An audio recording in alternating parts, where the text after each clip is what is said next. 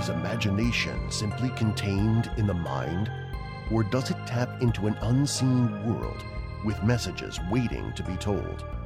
There is a place where legends cross over into our world, where strange visions and whispers beckon, and superstition takes hold. Step into the Black Cat's shadow.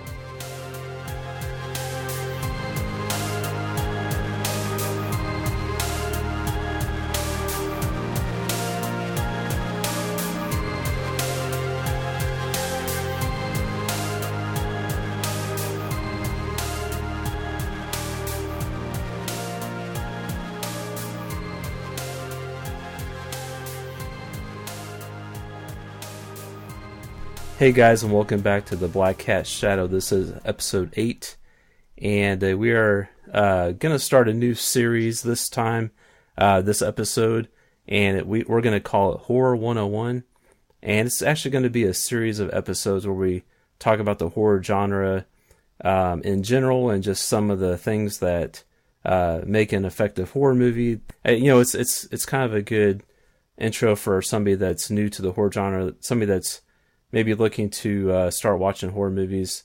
And I just want to know, they may hear different subgenres talked about, and they may not know what they're about. And I'm also going to welcome in my co-host, Dakota. How's it going, Dakota? It's going good. I'm actually pretty tired today. It was a long day, but we're getting there. All right. Yeah, and as always, you guys can find us on social media. You can find us on Facebook and Twitter. On Twitter, we're at Black Cat Podcast, and we're also on Horror Amino. And don't forget, you're always welcome to leave us an iTunes review. That kind of helps us out some there. And we're also now on iHeartRadio. I think they have an app and a website where you can listen to different things on there. So that's just another avenue to listen to us on.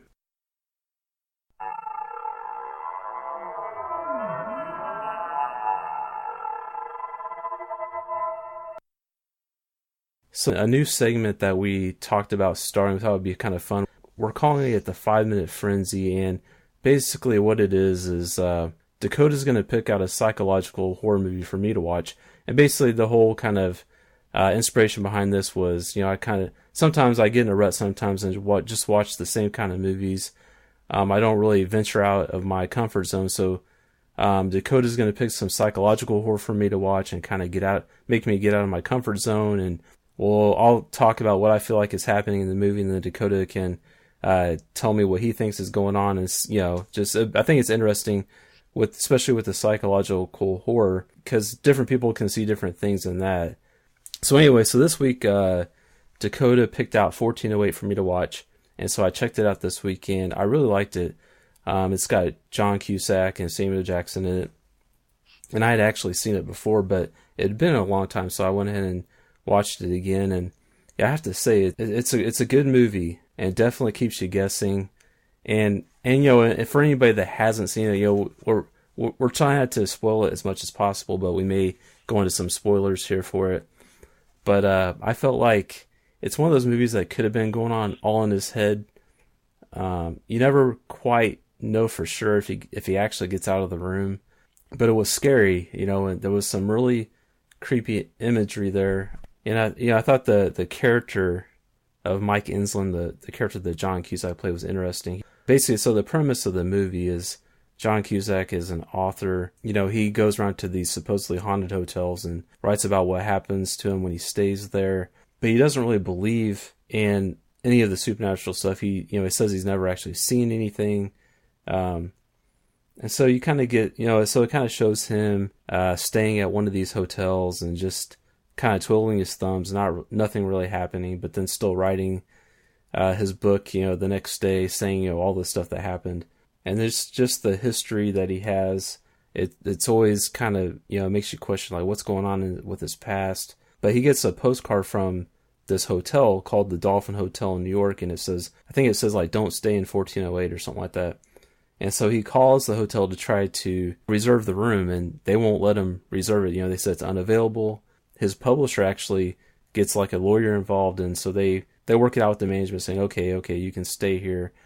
And so, so he goes, and Samuel Jackson plays the hotel manager, and he does a really good job of just just being himself. He kind of plays similar characters in each movie that he's in.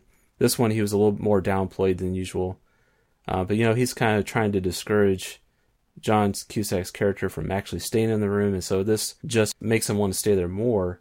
I guess with this movie, you kind of feel like it's going to be a supernatural movie, but I feel like it could also just as easily be psychological in nature. But the room seems to affect several different people, not just him. So there's got to be something to the room too. Samuel Jackson just says it's an evil room, but I also saw like a lot of symbolism in this movie. I noticed that he was mentioning the different levels of hell, and I don't know if that. I haven't really done any research on that to see if maybe that is represented in this movie. But anyway, I feel like it could have all been a dream, and maybe even, because there's a point in the movie where he receives a phone call from the room, it sounds like, and it's just saying you can't leave, you're going to live this hour over and over again. But the other option is to take the express route, which is to kill yourself. So I feel like he may be actually living the day or the hour over and over again, because there was even a point in the movie where he thought that he got out, but then he didn't. He was still in it. And then at the end, you're even still kind of questioning it. So I'll just give over to you, Dakota. What did you feel like was happening in the movie? A lot of the movie was, I think the symbolism behind it was the struggles inside the mind with struggling with loss. In the beginning of the movie, he actually loses his daughter. And that's what triggers him to write these psychological horrors that he writes in his books. It's a lot of supernatural stuff involved with it, too. The actual book that this is based off was written by Stephen King. I've read the book, and there was a lot more symbolism in the movie than there was in the book, just because that's the way that the directors interpret his movies, his books, I mean. I enjoyed it mainly because it gave you a glimpse into the mind of a man who was already disturbed as it was, judging by he writes supernatural horror books himself. So I think with a lot of it, you have Stephen King putting himself into his own book, and you see in the mind of this disturbed writer. You see what I'm getting at here? Yeah, he's already got some kind of like things that he's grappling with, and then he comes into the situation, and and maybe that's the whole thing. Maybe the room kind of preys on people like this. We still don't really know who sent him the postcard about the room in the first place. I thought that was interesting. There's actually a theory that the caretaker, that's played by Sam Jackson, actually himself. That's an evil spirit, but I'm not exactly sure. I didn't dig too far into it. But you mentioned he talked about the 9 layers of hell. The 9 layers of hell in what we know as fiction for some people, and some people believe it as a part of their religion. You go into the ideas that hell has different layers of torture. The first layer is reserved for the petty people, the ones that have the petty crimes, the petty feelings towards people. And you go ahead, it gets severer as it goes down. Another belief is that they're based off of the 7 deadly sins, and the last 2 are reserved for the people that have done the worst in their lives. So you kind of get a little of both there. So I can see how he's angry that he lost his daughter, but he's also disturbed. So he's starting to question things, and he's almost in his own mind, he's evil to himself. That's where I can get the 9 layers of hell with it. But the room definitely had evil spirits that were preying on him. So it used his mind, and it preyed on his feelings. So it took a hold of him. That is psychological. It's nothing to do with it. It has a lot to do with the horror, but you get into this feeling that it's inescapable, and at the end of it, he believed it was inescapable. So he decided to opt out for a different way, and basically finish it. What's always confused me about this movie is with the phone call asking if he wants to relive the next hour, the same hour over again, or if he wants to take the easy way out. That's trippy to me, because I've never seen something in a book or in a movie that gives this person the option, to end their life, or to finish it, to just go back and do it again and relive it until he's brain dead. Yeah, it seemed like that was the only way out, was just to kill himself, and all the prior people that had stayed in that room, it seems like that was what they chose as well. So yeah, and I even questioned if he ever got out of the room, in the end, The movie didn't really make it clear, but the book definitely did. For people that don't know the book was released back in like 1995, like anywhere between 1995 and 1999 by Stephen King. You can find it at any Barnes and Noble, really. That's where I bought it, was Barnes and Noble, but it's a definitely good read. You should if you can find it, read it, and tell us what you think. Yeah. Okay. Well, I think that'll wrap this up. We kind of wanted to keep it that's why it's called the 5-Minute Frenzy. We wanted to keep it a short little review of a psychological horror.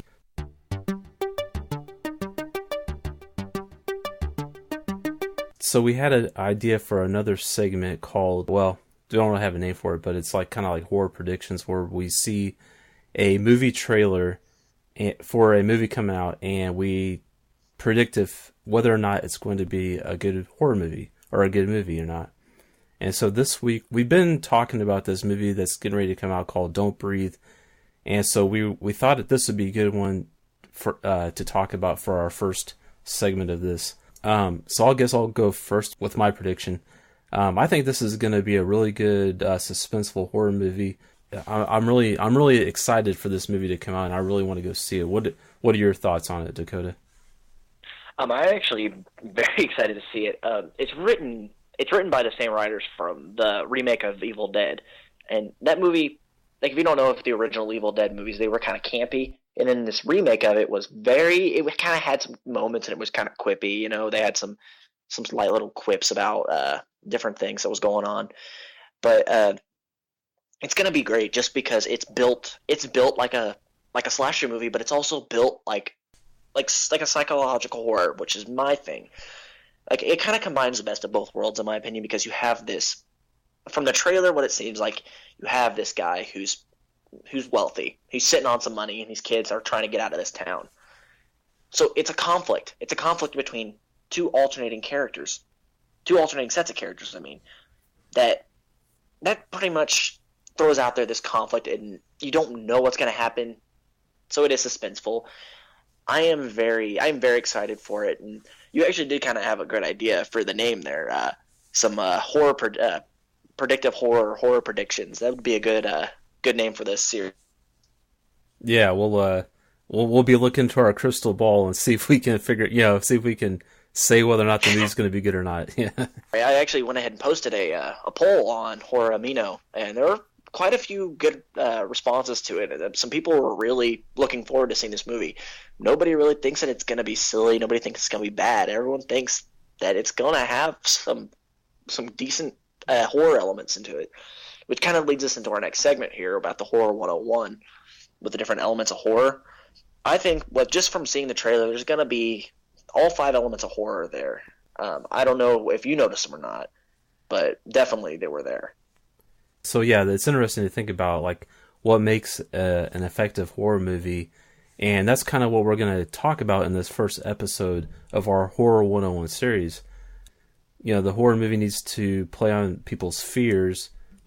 Looking at an effective horror story, it seems like there is basic elements to make it effective, that make it scary. You usually have some type of foreshadowing in the movie.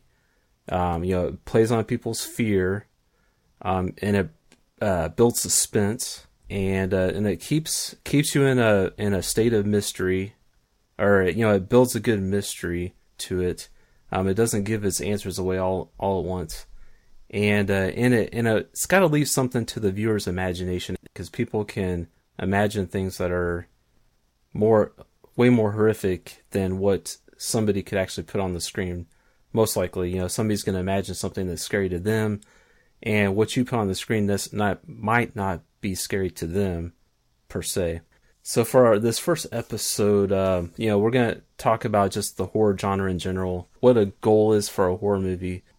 Just maybe talk about fear a little bit and the nature of fear. We're going to kind of go over briefly some of the different subgenres in horror, and each episode after this, we're going to go in depth into one subgenre. So basically, a horror movie, it should play on the emotions of fear, shock, and disgust. An effective horror movie, it should produce those feelings But it's going to be different for every person, though. What grosses out Dakota may not gross me out, or what scares me may not scare Dakota. And we all have different fears and thresholds, for being shocked. And, sometimes there's just no good reason for it. Yeah, and you're on the right track here with fear, shock, and disgust. A lot of people go to movies for shock value. They want the shock value, but that doesn't make an effective horror movie. You have movies that came out in the 60s, like The Birds. It had the shock value because, wow, I didn't expect these birds to go crazy. But you also had the fear of, like, okay, well, what if this actually really does happen? And the disgust is like, okay, that's gross. That's really gross. Like they just ate this guy's face. There's no reason for it to happen. It's like a mystery of why these birds are attacking people too. I mean, Alfred Hitchcock was a genius when it came to that. So I mean, putting in these three very crucial emotions, you can take those and you can also look at them from the perspective that we look at. People like me and Andy look at movies from a back perspective. Like we sit in the back and we see it's like, okay, well, is it going to be predictable? Is it going to be a jump scare movie where the guy always is jumping out and scaring him? He's not even going to get him until the very end. And then when he gets him at the very end, they're going to turn around and just beat him. We talked about in the last episode predictability, which I think that's what we're trying to give people, is give people the knowledge so they know if it's going to be predictable or not. We're not trying to ruin horror movies for everybody, but we're trying to give them a little bit of more insight into it so they're not thrown into it knowing that the movie's going to suck or if it's going to be good. Some people will know that a movie's going to be good just by watching the trailer. Some people won't know it till they actually get to the movie. Yeah, most movie people, they think that a horror movie, okay, it's scary. But we want to break it down and say, okay, why is a horror movie scary? What makes it scary? And I think, when you talk about fear, going back to your childhood, the kids have different fears than adults, obviously. Kids have more irrational fears. They're afraid of the dark. The fears are more primal. They've not really had a lot of life experiences up to that point, so their fears are based on what they've experienced, or and a lot of that is like movies and things they see on TV or whatever, and they think that stuff can happen in real life. They haven't found out that there's really not monsters, or so as people grow up and they add to their experience and they have reasoning, they develop the reasoning, they evolve as a person, so their fears change into more rational things, or more things that have happened, maybe bad things that have happened to them as they've grown up, as they experience more life. But yeah, the adult fears are more rooted in the natural world. So I guess one thing you could say about horror movies is they kind of, well, they play on both rational fears and they play on the irrational fears, and they kind of take you back to being a kid again, making you scared of the dark and things like that. So, on one hand, horror movies can be fun in that way. Well, I think that's the goal of a horror movie, is to take you back to that feeling of terror, that feeling of dread. You've got a lot of people anymore, they say they're not afraid of the dark, but they sleep with a nightlight still. No, I'm not bashing on those people, but it is. Irrational fear is actually still our core fears, the ones that we are always going to have fear for. I guess, fear of the dark could, still be a thing for adults. So I think for adults it's more like what's in the dark, and there could be somebody kind of lurking in the shadows, waiting to strike, who knows.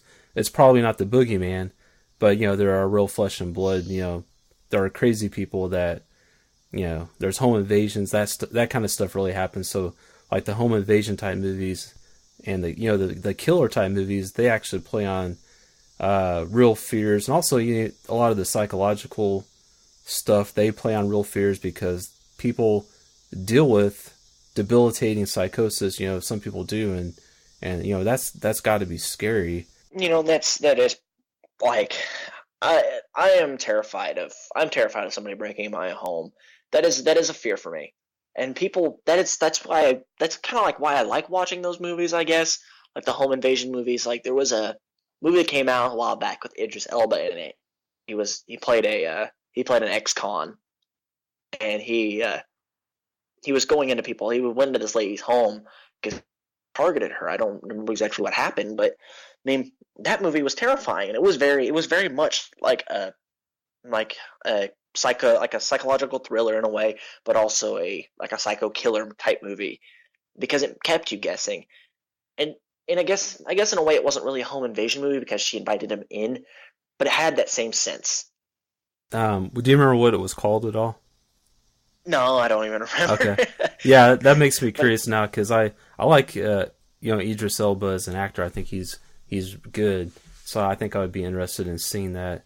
But yeah, I feel like he would probably have he's charismatic, and so somebody like that it has a that has a magnetic personality, but then is also a psychotic killer. That's that's really Yeah, scary too. and most psychotic killers, most of them have this very drawing person. Sometimes they don't, but a lot of them do. Take Charles Manson into consideration. I mean, he had a very outgoing personality, very drawing personality. That's why he had such a powerful following. I mean, a lot of our horror movies, they draw their inspiration from real events, and that's where we get these based off true story event movies like the Blair Witch Project. It was based off of an actual legend. I mean, we talk about these movies in this podcast about uh, like we talked about the last one, The Burning, based off of a true legend, off of a man that was kind of went a little nuts. So a little bit of reality, putting a little bit of a reality check into a movie makes it scary. Right. So you look for those things, and what we try to do is we try to break movies down into these subgenres. We have subgenres like the gore and disturbing movies that are just gross. They've got like Human Centipede, perfect example. Yeah. Very, very, very gross movie. I have not actually had the courage to watch any of those yet. Don't, please don't. Yeah. Just a word of caution to anybody who decides to watch it after hearing this. You didn't hear it from me. Just go in it with an open mind, I guess, and experiment with your feelings towards these movies. But next, I'd say psychological. I'm kind of going in an order that makes sense to me. The way that uh, the way that movies kind of get you like from like the less to the greatest, you know. Hmm. So psychological movies, like we were talking about 1408 earlier, they get you on a psychological level, get you thinking about things that that could possibly happen or something that is happening to this person that you're like, oh, would never happen to me, and then you see it, you know it. Then you got psycho killer movies or like the slasher movies, you know. We talked about The Burning, great example there. It was a movie about a man trying to get revenge. Monster movies, like zombie movies, uh I guess would you say Evil Dead? Evil Dead would fit into that category. Yeah, they're almost like zombies. I they could classify as zombies, or some people say they're like demon possessed, which that could also, if they're going around, if they're possessed and they're like attacking people, I would classify, in most cases, that could be like a monster movie. They could Okay. cross over into that genre. Yeah. And then we got paranormal movies. Oh yeah. Everyone knows Paranormal Activity. Yep. It's a good example of paranormal movies because it gives you a look into it. But looking at the mythology of some of these paranormal movies, you have stories about ghosts and Wendigos, different types of like paranormal entities. I mean, a Wendigo would fit into the monster, but it would also fit into paranormal because of the story. If you go into what a Wendigo is. I don't know a whole lot about it. I know there's been several movies made about uh, that creature or whatever it is. I think it's like isn't it actually like a person that kind of gets possessed or something like that? Or A Wendigo is actually a wolf spirit that pretty much possesses a human, and it transforms them into a full wolf. There is no transforming back like a werewolf will transform back into a human. hmm When a Wendigo transforms, they undergo a painful, slow transformation into this wolf creature that's not all human but not all wolf at the same time, go into a primal stage. People are going to think I'm kind of nuts for saying that, but I believe that what we see more of, like in like these horror movies about werewolves that go full wolf, that's a Wendigo. Everyone thinks that they're werewolves, and if you're looking for like a good werewolf movie, definitely the Wolfman. Definitely a good werewolf. That's what a werewolf is, not what a Wendigo is. Okay, so like a Wendigo is more like a wolf on all fours that looks more like an animal as opposed to the wolf man, which is like on two legs. It looks more like a man, but just has like a wolf face or something like that. Yes, Uh, that's how I would see it. Other yeah, people would disagree with me, and they try to go into the mythology and try to prove me wrong. But I actually welcome to do that because that gives me a little bit more insight and gives me a little bit more knowledge. when you talk about these different subgenres, it's like what makes these movies different is like their sources of fear. Every subgenre has like a different source of fear or a thing that produces disgust in this or something like that. It could be a supernatural or a natural threat. There's just a wide variety of horrors that people have dreamed up.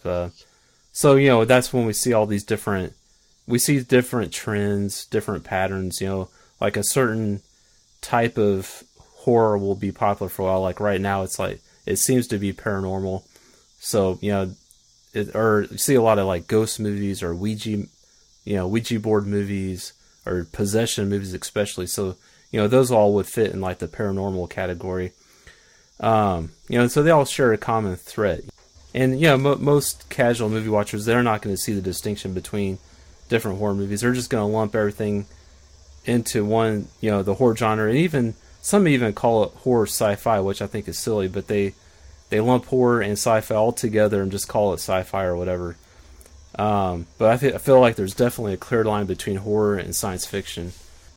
Well, you're perfectly right there. It is kind of silly to kind of draw sci-fi and horror as the same genre, just because sci-fi is extravagant. It's the future. It could be the past, but it can also be the future. Like Star Wars. But Yeah. what I'm trying to get at is sci-fi has its own genre.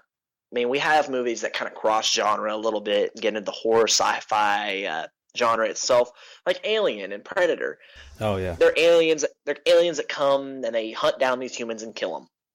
Obviously, there's a little bit of suspense there, so it fits into the horror genre because it meets the basic elements: the fear, the suspense, the horror value, the the mystery and the imagination.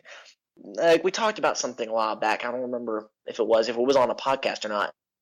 But the horror movie is what you make it. So if you imagine that an alien, you don't know what this alien looks like, you're imagining that it's something big and terrible, and you see what we saw from Alien, the Xenomorph.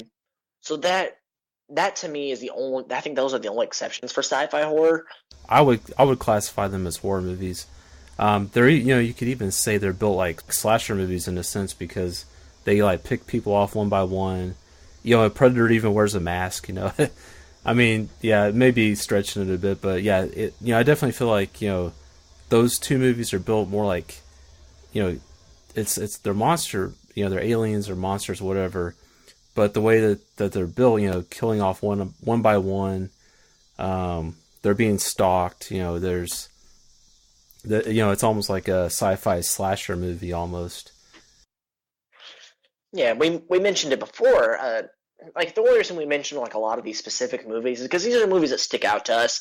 If you guys ever think of any good things that you would think that would fit these genres that we've listed off, let us know on Horror Amino or on Twitter. Just shoot us a message or something, or give us a little bit of insight on what you think. But with Alien, specifically Alien, with the number of sequels they've had, they've kind of gotten away from the horror a little bit, in my opinion. They've gotten to more of the science part of it. Like you have the Prometheus, which came out, which was supposedly, everyone's thinking, nobody's confirmed it yet, but to me it's a prequel to Alien. Oh yeah, definitely, yeah. Especially when you watch the end of it, and it gives you this like, oh wow, this isn't normal. So, but that, like I said, we talked about the movies being diluted down. that right there, they did it from being sci-fi horror to being just sci-fi, I guess. I don't know. Yeah, it was more sci-fi than anything. I mean, it definitely had like some scary parts to it. I feel like I think it stayed well within the sci-fi realm, for the most part. They did a good job with the movie. I'm not bashing them or anything, but if they were to stick with the horror elements, I think they would have made a better movie than it did. I mean, I don't know. Did it win any awards? I don't think so. Yeah, I mean, it's maybe I could see maybe it winning something for some of the special effects that were in there. I thought the special effects were really good in it. Yeah, and I'm not gonna try to stray for too far into the horror sci-fi because that's not what we're here to do today. We're here to get into the actual history. Yeah, and get to the history and why people even watch horror movies in the first place, and it's all like we said, it's fun, it's entertainment, it's just like riding a roller coaster. I think for most horror fans, when we're watching a horror movie, it kind of puts our mortality in our face, and it creates an adrenaline rush, and it's almost like skydiving, but without the risk of a parachute not opening. Yeah. It's a movie. We know we're going to be all right. We know that the monster's not going to really get us or whatever. Well, real quick, it's humanizing. Movies will horror movies will humanize you. They'll give you the sometimes people don't feel human because they feel like, oh, I'm too good for this. Well, no, you're not. You watch a horror movie, you get scared. It gives you that human quality of fear. I think it's kind of sobering for people to watch horror movies. Yeah, you're not a machine, you're a human. So that's what it's trying to that's what the goal is for a horror movie it's not just to entertain you, but it's to remind you you are human. Yeah. Yeah, and it's interesting. It's the only genre that really like evokes emotion like that. I think, with the fear that it evokes, and I guess you could say like romance movies evoke like some type of emotion or whatever, but I feel like horror movies do it more. I feel like horror movies are really stand apart from the other genres as like evoking this primal emotion, this fear. Well, yeah, they hit you on almost a full emotional spectrum because you have movies that begin happy, they get to the sad point, they get to the scary part, and then you get fear. Then you see a happy part, then a scary part, a happy part, and then at the end it's all honky dory. In some cases, I mean, it is a roller coaster. It's an emotional roller coaster, and it hits you on all emotional spectrums. Yeah. So we're talking about just the horror genre in general, but while we're talking about it, we also want to talk about where it came from, like how did horror movies start, and really, they've pretty much been made since the beginning of film. You can look back. I guess the first horror movie credited is called The House of the Devil. That was made in 1896.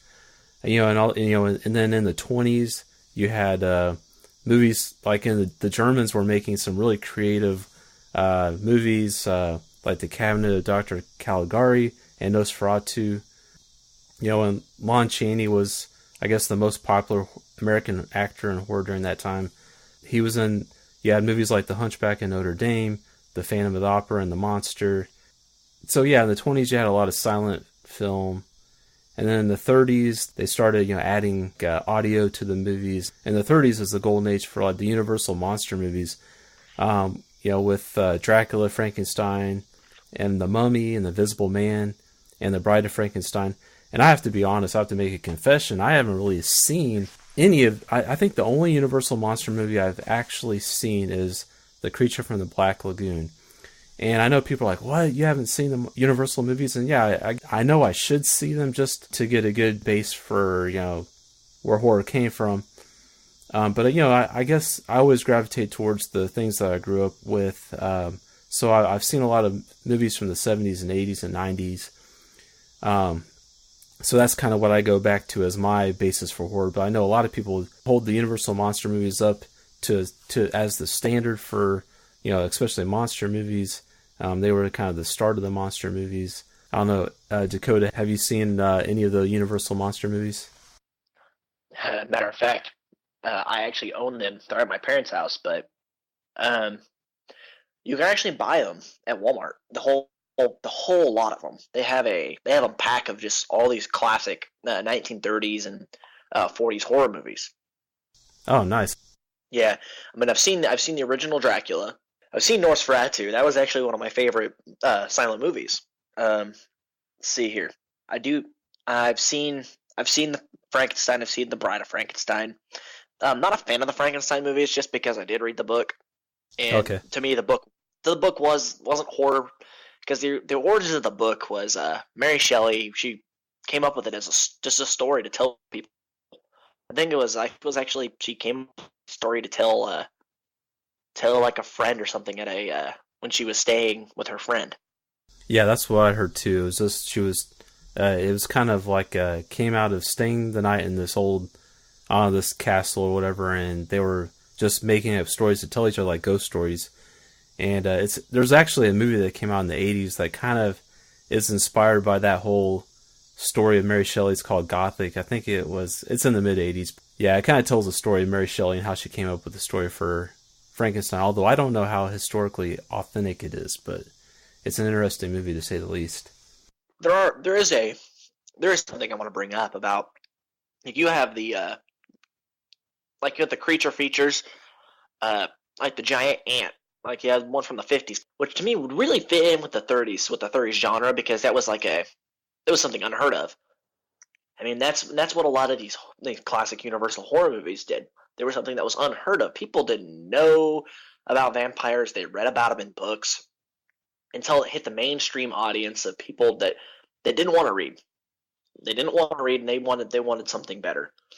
So now you have that's kind of how I think that's where horror kind of took hold and blew up in film was around that time because that was the prime time to get these classic stories out to people. Yeah, definitely. It brought it out to a wider audience, and even kids maybe that they weren't going to be able to sit down and read one of these books. They could just watch the movie, and get exposed to that story. You even had like King Kong during that time. I was trying to think, those older movies. Well, like I said, I haven't really seen too many of those older movies, so I can't really go into depth about them too much. But moving on into the 40s, that brought us movies like The Wolfman, like the original one. But Universal was kind of losing steam at that point. They tried to, they tried to kind of like bring back a lot of the 30s monsters with sequels like The Ghost of Frankenstein and Frankenstein Meets the Wolfman. But then they also started to cross over into like the comedy genre with like the Abbott and Costello movies. And so then some other movies quickly stepped in to fill that void that Universal left when they kind of stopped making them as much. And so you had movie companies like RKO, MGM, and Paramount, and they came in with movies like Cat People, I Walked with a Zombie, The Picture of Dorian Gray. There's even a remake of Dr. Jekyll and Mr. Hyde. So you had these different types of movies being made, different studios coming up and coming out with horror. And I haven't really seen a lot of these movies either. I've really slacked in seeing some of the old black and white movies just because I don't know. I just wasn't super interested in the black and white movies. I didn't really grow up with them, and so there's something that I just have to like force myself to watch just to kind of get a feel for where these movies came from, and it's to be able to talk about it as a horror fan.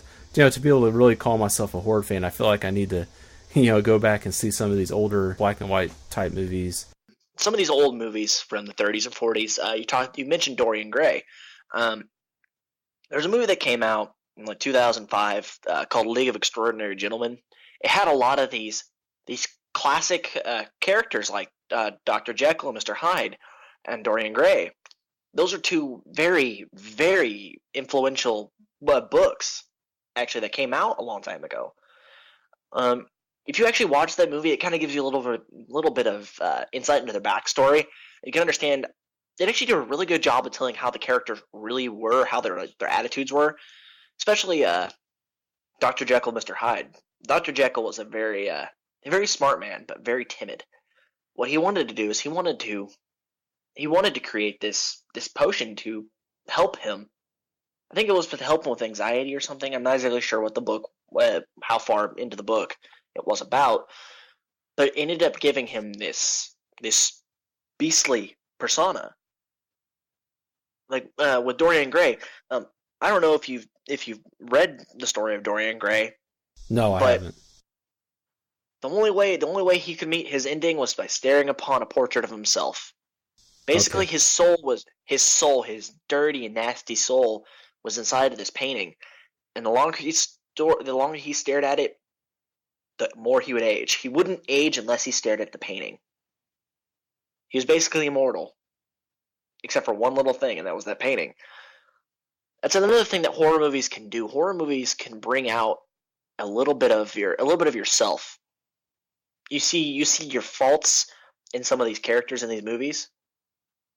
Yeah, yeah, you can identify with the characters, and then you identify with what they're going through, and then whenever some of the horrific things happen to the character, you in turn can relate and like feel like you're going through it with them, and that's where the imagination comes in. Like when you have that aspect of horror where the audience has to use their imagination, and that makes them like a participant in the movie. So yeah, so in the 50s, and a lot of times like horror movies, they, we talk about they play on fears, but they play on those fears of like the current events at the time, and they play on like social, I don't know, social changes or so you see the impact of current events on filmmaking, and in the 50s you had the Cold War, you had nuclear and scientific advancements, you have so you have movies that deal with like invasions, like alien invasions a lot of times, like Invasion of the Body Snatchers, The Thing from Another World, and The Blob. You have like movies about nuclear radiation creating monsters with the giant ant movies like Them and The Beast from 2000 Fathoms, and even Godzilla came from that as well. Well, and even Godzilla came from Japan, which they had to live through like, is it Hiroshima? Nagasaki was one, and then there was I think it was Hiroshima. Yeah, so they were coming from that angle, and they created Godzilla out of that. So that was interesting to see where that came from. And then you had movies like The Fly.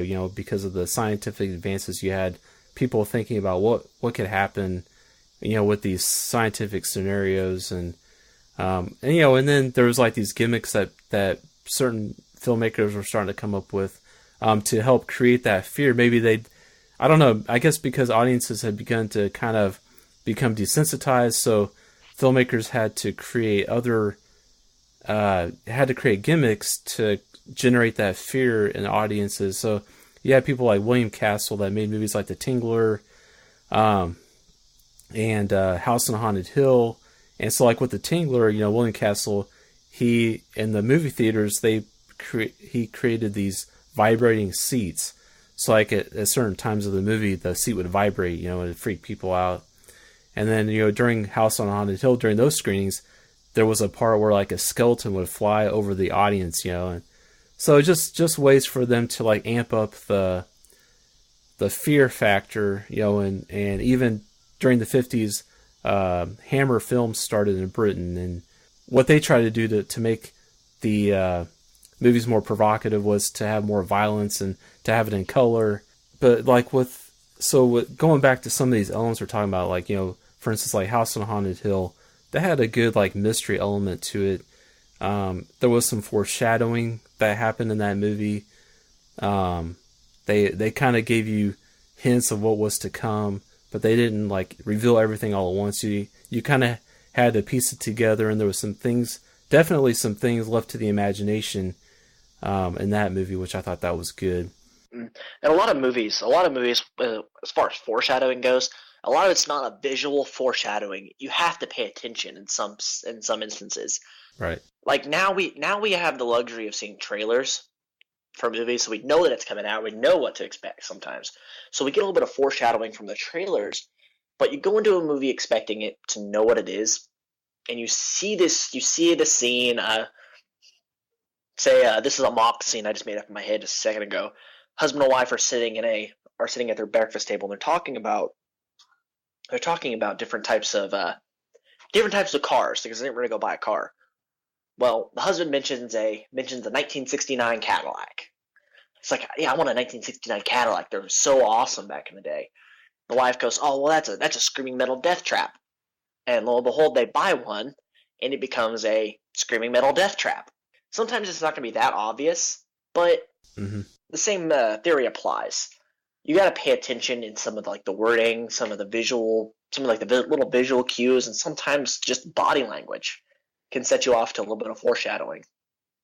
Yeah, and I'll have more examples of some of these elements when we get kind of later on to like the 70s and 80s, because that's just kind of more what I'm familiar with, or even the 60s here. Like with the 60s, you had, a lot of the movies were edgier and more violent, and even like had a lot of more sexual overtones to them.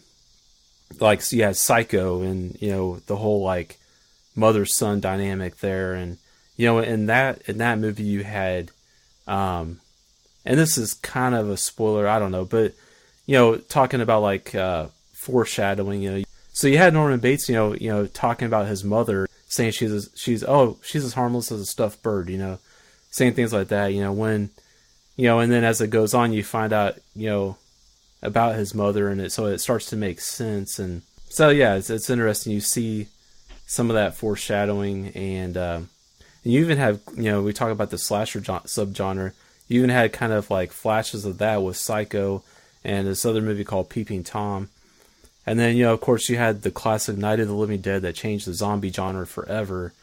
But in that movie in particular, there was some good suspense, which is another element that we talk about.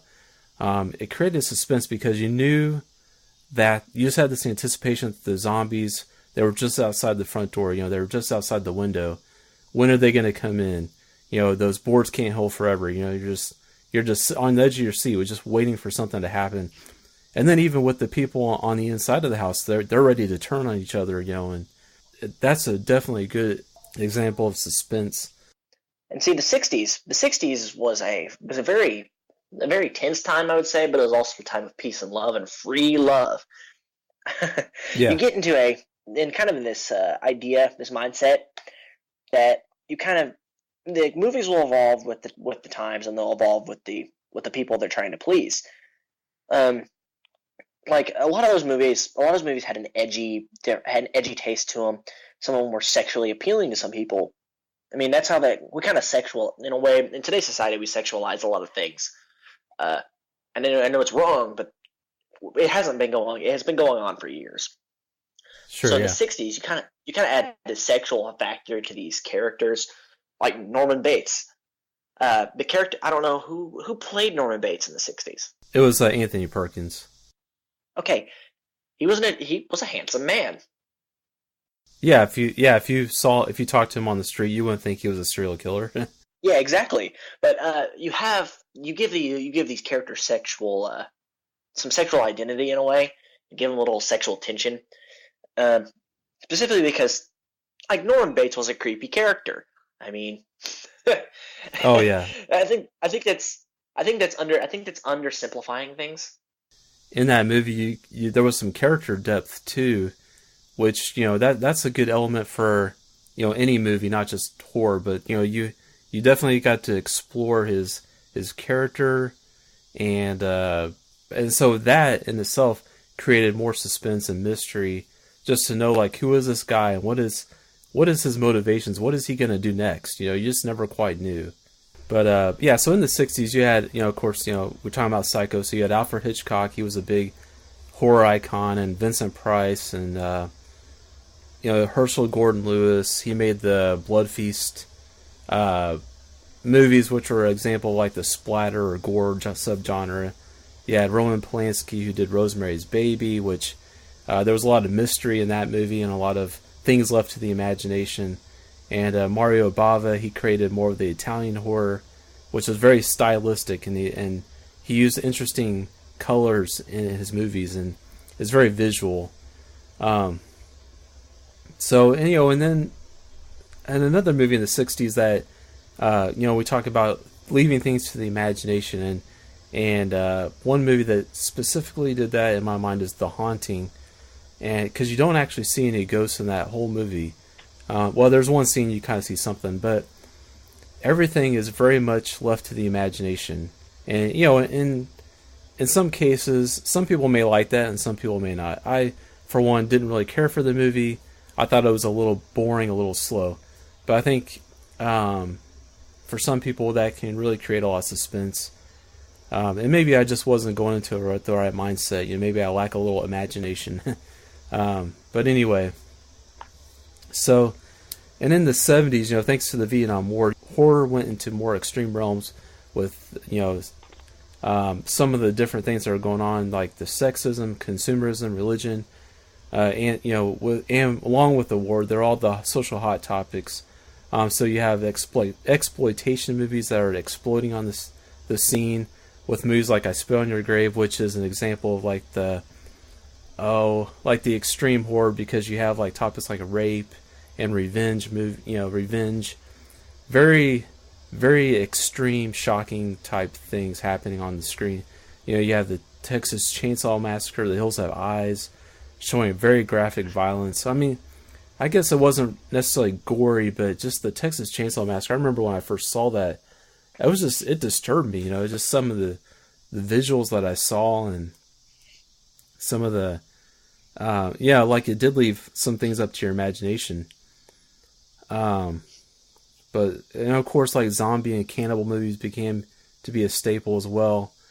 And, you know, and even horror movies became blockbusters during that time. That's kind of when blockbusters actually became a thing, you know, was during the 70s. You had movies like The Exorcist and Jaws, you know, and I think, you know, The Exorcist, for one, is a good example of having that shock factor, because they take like somebody like a little girl that's supposed to be innocent and not threatening whatsoever, but you make her threatening and scary and sinister, and, you know, it's very unnerving. Yeah, I guess like Jaws, you know, thinking about that movie, that one is scary because that's something that could actually happen. You know, and some would argue that demon possession could actually happen too. I don't know. You know, I guess everybody stands in a different place on that. You know, it could be mental illness or whatever. But, you know, looking at Jaws, that's something that, you know, sharks do exist. You know, great whites do exist, and that's one reason why I will never swim in the ocean, because I've seen all the Jaws movies, and you know, even the bad ones, you know, but that movie Jaws, the first one, just, I think it scares a lot of people from swimming in the ocean, because, you know, because you just never know like what's in the water, and you hear all these horror stories of like sharks being able to like grab you in like shallow water and things like that. You know, it's just so it really preyed on like rational fears. You know, you could say the slasher era started in the 70s. With movies like Black Christmas and Halloween. And there was, you know, like with movies like Halloween, there's definitely that mystery element to it, because you really don't know why Michael Myers is killing these people. You don't know why he's doing it, so it makes it more scarier. Yeah, with the 70s and 80s, I actually consider that the golden horror, or the modern age of horror, because we've got now what we call the horror formula in full swing. Some movies come out where we have all elements of horror there, and they're in your face. That's created this template for what we call a generic horror movie. Hills Have Eyes, great example of a generic template, where we have the suspense of, oh wow, these hillbillies are gonna kill me. Like, I don't know when they're going to kill me, but they're going to kill me. Well, the Hills Have Eyes, so I said Hills Have Eyes. So that would have been the inbred hillbillies, I guess you would call them. Yeah, the desert people. Yeah, I mean, it's terrifying because that stuff really happens. Yeah, I mean, I've heard about people that just they live out in the desert, and you know, like I had a roommate one time that's telling me this story about I think he worked in this store. And like once a year, he'd see this people that just live out in the desert. They would come in once a year for supplies, and he wouldn't see me until the next year. So but I mean, I don't know if there was anything weird to like if they were inbred or anything, but you know, and I guess it's the same with like the hillbilly or the backwoods type people. They just don't interact with society. They just kind of keep to their own, and Everything that goes along with that, like with the inbreeding and stuff, and it kind of creates, it's a breeding ground for like psychosis or, whatever. And, so you feel like that these inbred people could really be out there. Yeah. Well, like I was saying, the 70s and 80s gave us these different aspects that we could throw into every horror movie. Like every movie you see on sci-fi that's actually a horror movie, they've got some sort of like crazy sex scene starting out the movie, and it kind of they're cheesy, obviously, but you get into like Anaconda from the 90s. Very that took very heavily from the 60s and the 70s, just because of the sexual aspect. You're sexualizing this female who's the main hero. Right. Then you got the lurker, the feeling of dread, like the slash. It's almost built like a slasher film, because it's there, and you know it's coming to kill you. You're talking about the symbolism with Anaconda. You got the giant snake trying to chasing after the the sexualized woman or whatever. I mean, yeah, movies just get to that point now where we have this new idea of what a horror movie is, and I think a lot of that's led up. It's just because of all the evolution of horror. Yeah, it can be formulaic. Yeah, horror can definitely be formulaic, and but yeah. So you're talking about the 80s, and I think most people know what the 80s. The 80s were about slashers, and that's when you had most of the popular franchises coming out, like Friday the 13th and Nightmare on Elm Street. And then even some more comedic type stuff coming out, like Return of the Living Dead, and even Evil Dead 2 had a lot of kind of comedy mixed in with it, or more comedic elements, and also then you can't forget about Stephen King also left his mark, in horror cinema with a lot of like the adaptations of his novels being made in the 80s.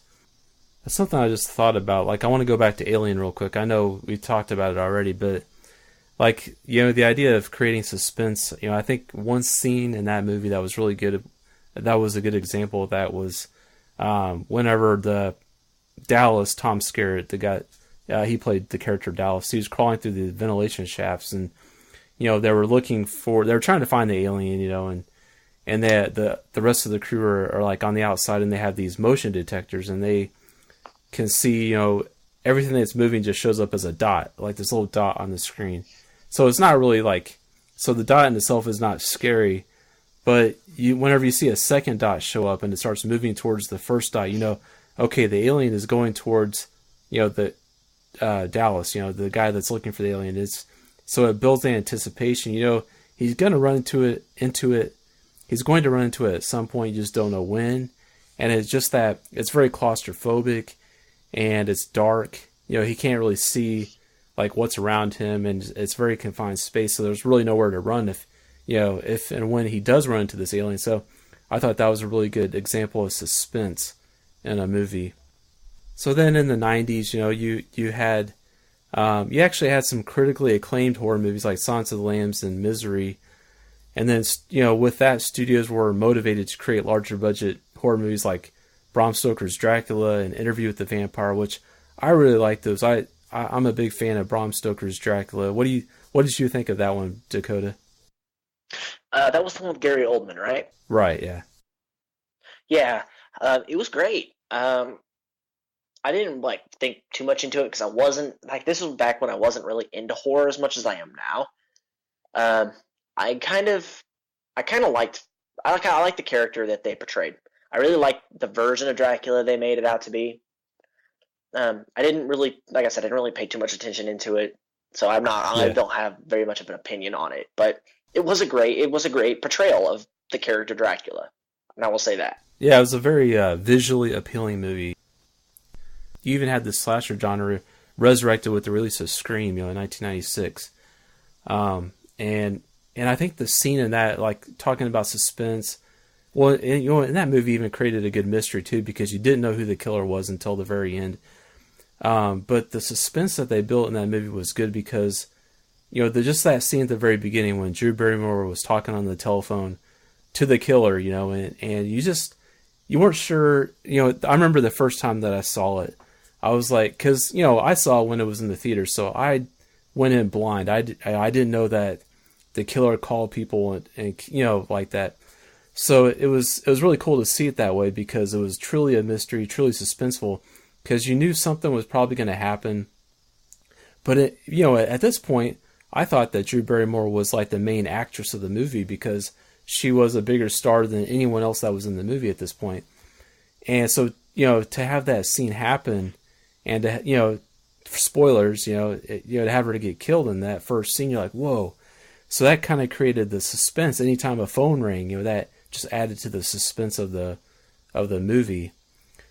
So of course, whenever there's a successful movie in a particular genre, that's always going to spawn clones in that same genre. So you had I Know What You Did Last Summer, and Urban Legend, and you know, many more slasher clones that kind of happened that weren't as good. And then you even had like you started to see some comic book adaptations like Blade. I really like Blade. It was more of an action movie, I think. But then you also saw the beginning of J-horror, and those are movies from Japan, like horror movies from Japan. And they started kind of coming more into the mainstream with movies like Ringu and Audition. And I actually have not seen Audition yet, but I hear people talking about it. It sounds like it kind of fits more into like the extreme subgenre.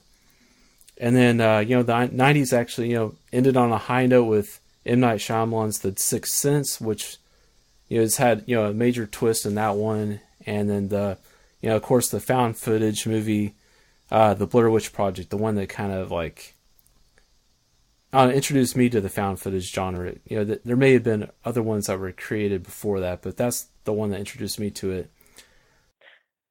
Kind of going with that. I don't know if anybody knows yet or not, but there is a new Blair Witch coming out. Yeah, I saw that. Yeah, it looks pretty good. I mean, for a found footage movie, I'm not a big fan of them, but it looks pretty damn good. Yeah, I need to watch the trailers for it. I've not watched any trailers for it yet, but I'm hearing a lot of hype about that. I think I'm not sure when it's going to be released, if it's going to be this year or next year, but yeah, I'm hearing a lot of people talking about it, so I'm excited to see how that one turns out. So then you get into the 21st century with the 2000s, and of course, you know, you have a lot of remakes that start coming out during this time. You know, you got Dawn of the Dead remake, which is actually really good. Halloween, which is kind of, you know, I'm on the fence about, you know, and the Friday the 13th, which the Friday the 13th remake, I actually enjoyed that one. And then you had remakes of foreign movies like The Ring and The Grudge, which, you know, I thought those were really freaky. They kind of presented ghosts, but like in a different way, and so I think it kind of rejuvenated the ghost or the paranormal genre to some extent. Well, it introduced benevolent spirits. Like they're mad because they're dead, and they're gonna find their revenge somehow. But that's what I mean. That's what we kind of need right now, is like a revamping of the horror genre. Introduce something new, because like all these other like movies that came out before, it had never once introduced a character in the form of a ghost that was very, very prevalent. Yeah, up to this point, ghosts were more, the ghosts that were in movies are more of like just general ghosts. You didn't really have like a character. You didn't really have ghosts with personality or whatever. You know, I think was that what you're saying? Yeah, that too, and they didn't drive the plot like The Grudge. Specifically, The Grudge. The ghost drove the plot. Okay. It drove the plot to where it was going. And The Ring. If anybody's seen the original Ring from Japan, it's very different than our version of it. But that ghost does drive the plot. You have the videotape from The Ring. Just something as simple as that drives the plot also, but the ghost in particular. Most movies do not have a character like that drives the plot. Yeah, I see what you're saying there. Yeah, that. So The Ring definitely, you know, had a good level of suspense to it because of that character that they introduced. And then, you know, in the 2000s, you had what we now call torture porn. You kind of had that started up with Saw in 2004. You know, so those movies, they obviously fit into the extreme or the gore subgenre, and they are basically created. Their whole point is to shock you or to disgust you, to kind of create. I don't know if they're necessarily scary in any way. They might be to some extent, but I think it's more just to show like a level of violence and gore, just to shock the audience. How do you feel about tortured porn, Dakota? I'm actually not a fan of the Saw movies particularly, just because they're too extreme for horror. I think it's more or less somebody just wanted to go crazy and make a movie that's just going to make people throw up. The very first time I saw, I actually didn't watch them in order. I watched Saw 3 the very first time I watched it, because it didn't appeal to me until I tell somebody said, "Hey, you need to watch this movie." It didn't seem real in a way. It didn't seem very realistic. But I mean, there are psychos out there who torture people, so in a way it would fit in. But for me, it's a no-go. But movies like The Human Centipede, that is torture porn. It's experimental. This guy was experimenting with connecting people together. I mean, yeah. Spoiler alert, but that is torture porn to me. Oh, Not the Saw movies. Saw movies is just ridiculous violence for no reason. Yeah, I mean, I will say that the first Saw movie I thought was pretty good. I've only seen the first 2 Saw movies, so I can't speak for the rest of them. But the first one, it had a good mystery to it and good suspense, I think. But I think some of the later sequels, they kind of more just were going for that shock value or that gore factor. In the 2000s, you had some international filmmakers kind of wading out into some uncharted territories, kind of trying to be more inventive and creative with movies like 28 Days Later, where you had zombies starting to run. You had Ginger Snaps, which is kind of like a different type of werewolf movie. And then you had like High Tension, which was a little bit different. That could be like a psychological slasher movie, I would say. So within these, you see all these different elements that we've kind of talked about throughout history. And they change the ways that they create these elements, or the filmmakers, they have to kind of evolve the way that they create fear, they have to create different sources of fear, because audiences, after a while, they kind of become desensitized to the same thing over and over again. So they have to create something different to shock people. So that kind of takes you through the history where horror came from. We talked about the elements of an effective horror story. They're from the foreshadowing to the fear, to the suspense, to the mystery, and even just the simple thing of leaving things to the audience's imagination. I think that some of the low budget horror movies have been able to capitalize on that, especially talking about the Blair Witch Project. They didn't show a lot. They didn't. You never saw the witch, but you just saw like things. You saw sounds. They were able to leave a lot to the imagination and really capitalize on that. And that will in turn feed into the fear and suspense factor. This is kind of a disclaimer for you guys. This is just our opinion and how we see things, and kind of doing a little research into our and adding our own opinions into it. If you guys do feel that you disagree with us, let us know. Like we're always looking for other opinions, so we can understand where other people come from. We can add it to our own opinions and create a wider stance on horror. Like we've said before, fear is how you see it. Horror is how you see it. So let your mind run. Yeah, it's going to be different for art. That's the nature of art. It's going to be different for everybody. Like like we've said, beauty is in the eye of the beholder. Horror is in the eye of the beholder too. What scares one person may not scare the next person. So it's interesting to see the different types of films that have been made to cover that range of fears that people have. So that's pretty much going to wrap up our general discussion of horror. So for our next episode, I think we're gonna dive into psychological horror, and Dakota's gonna take the lead on that one because that's his specialty. And then so that'll be in the next episode, guys. So look forward to that, and I hope that this episode was informative and gave you a general sense of horror and where it came from. You can send us an email at blackcatpodcast@gmail.com.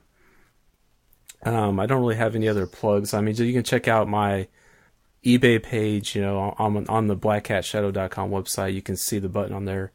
That's kind of a business I'm trying to get started. Yeah, so Dakota, do you have anything else that you want to plug before we end? Yeah, guys, check me out on Horror Amino. The name is Rainstorm01. It's all one word. The Rain is RAIYN. Check me out on there. I'm going to be posting a few polls, a few more blogs. I'm going to be posting on there a short excerpt from a short story I'm writing right now. Just be looking to look out for that, and hopefully we can come up with some good ideas so we can put on this podcast later on in the future. Yeah, man, I'm looking forward to that. I'm going to check that out. And also, the music that we feature on this podcast is all created by my band called Me and My Shadow.